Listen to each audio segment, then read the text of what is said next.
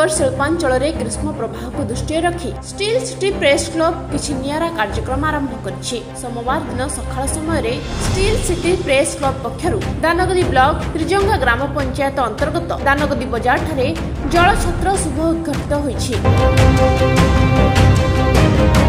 जल छत्र को मुख्य अतिथि भावे दानगदी ब्लॉक रो वीडियो प्रदीप सेठी उद्घाटन करथिबा बेले सम्मानित अतिथि भावे मंगलपुर पंचायत सरपंच बाबुली नाटिया और त्रिजंगा पंचायत रो सरपंचक प्रतिनिधि सुदाम पात्र उपस्थित थिले। एही परिप्रेक्षी रे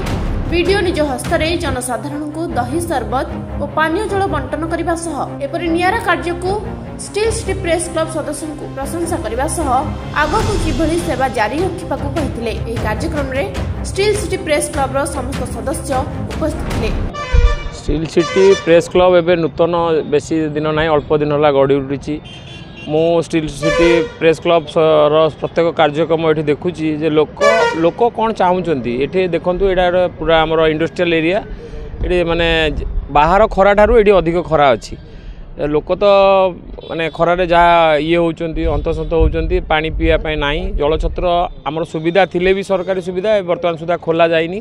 मार्च 17 आमको तो जहाँ सरकार अनुसार मे पर आमर जलछत्र खोला हे जहाँ ये गोटे साधुवाद देवी जे स्टील प्रेस क्लब को ये गोटे नियारा प्रचेषा एवं जो खरा प्रबल होउची एबे मार्च रु आरंभ होलानी मे तो बहुत दूर अच्छी समस्त को साधारण जनबसती लोक ये करी समस्ते घर बाहरला बेले छता पानी बोतल नहीं कि सांगरे जातु आउ धन्यवाद देवी स्टील प्रेस क्लब रो समस्त मेंबर मानू सरकार भी योजना कर विभिन्न प्रकार पंचायत मानक बजार मानक